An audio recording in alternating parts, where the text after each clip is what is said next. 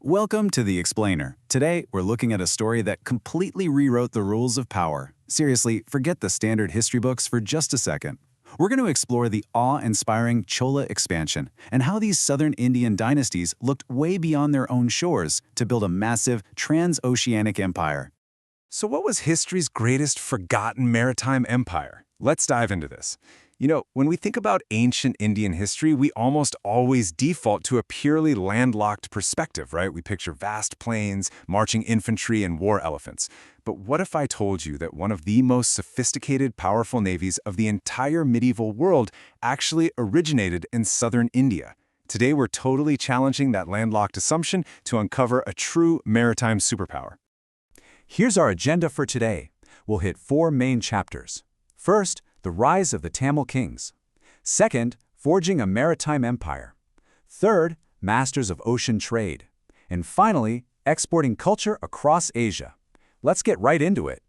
Starting off with Chapter 1, Rise of the Tamil Kings from the Kaveri Delta to Empire. Okay, to really understand the Cholas, we have to look at the crucible that forged them. For centuries, southern India's political landscape was absolutely dominated by the Moovandar. These were the 3 crowned rulers of Tamilakam: the Chera, the Pandya, and the Chola dynasties. You can think of it as this intense, centuries-long rivalry. And it was exactly this constant, high-stakes vying for power that pushed all of them to innovate so rapidly, both on the battlefield and in politics. Now, Chola supremacy exploded incredibly fast. Back in 893 CE, a leader named Vijayalaya overthrew the Pallavas and established the imperial line. But the empire hit its absolute zenith under an incredibly ambitious father-son duo.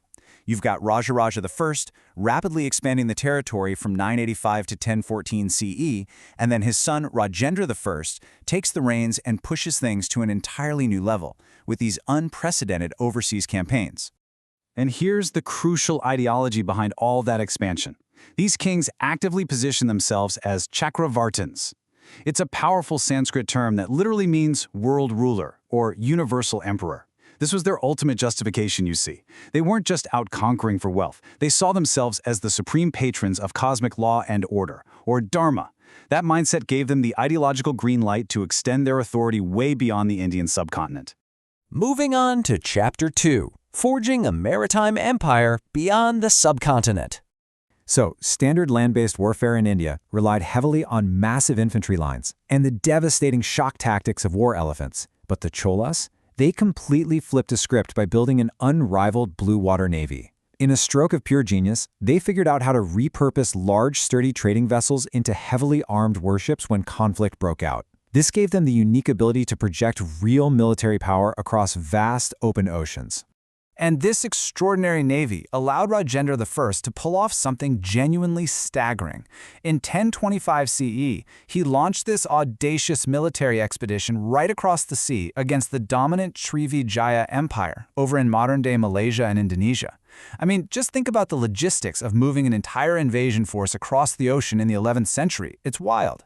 But they successfully disrupted Srivijaya's maritime monopoly, flexed their military muscle, and secured those vital trade routes. Historians actually describe the Bay of Bengal during this time as a Chola lake. I absolutely love that metaphor. It perfectly captures how completely their navy dominated these vital transoceanic waters. Literally, from India's eastern coast all the way to the Malay archipelago, the Cholas were the ones dictating the terms of engagement. Which brings us to Chapter 3, Masters of Ocean Trade, the Economics of the Sea. Now, the Cholas knew that military might was just a tool to secure global trade. Through bustling, cosmopolitan port cities like Nagapattinam, they orchestrated a massive and incredibly lucrative exchange of goods. Just look at the demand. They were exporting highly sought-after Indian textiles, exotic spices, precious stones, and these spectacular bronze idols. And in return, their ships were bringing back camphor, delicate Chinese ceramics, and all sorts of unique forest products from Southeast Asia. But here's the really fascinating part. This economic engine wasn't just micromanaged by state officials, no. It was actually driven by these incredibly powerful armed merchant guilds. The big ones were the Ayavoli, also known as the 500, and the Manigramam. These guys operated with a shocking degree of autonomy. They were essentially medieval multinational corporations. They literally had their own armed fleets to protect their cargo, and they went out and set up permanent trade colonies from the Malay Peninsula all the way to China. And as documented in historical research, these commercial ties went way beyond just making a profit. This era marked a true golden age of trans-regional integration. All that constant flow of merchants, diplomats, and goods across the Bay of Bengal, it forged these incredibly deep, vibrant links between South India and Southeast Asia. All right, let's look at Chapter 4, Exporting Culture Across Asia, the Ultimate Soft Power. So, the Chola playbook for lasting dominance happened in 3 very deliberate steps. Step 1, their massive naval expeditions kick open the door by disrupting local monopolies. Step 2, those powerful merchant guilds we talked about embed themselves deeply into local societies, setting up thriving communities. And then, Step 3, right on the heels of the merchants come the religious emissaries and artisans, who start profoundly shaping the local culture by spreading Shaivism and Dravidian architecture. The Cholas essentially acted as the ultimate cultural ambassadors, because their military expansion was characterized more by mutual respect than total imperial destruction. Southeast Asian kingdoms were highly receptive. They were seamlessly integrating Indian spiritual traditions, particularly Shaivism and Vaishnavism, into these regions.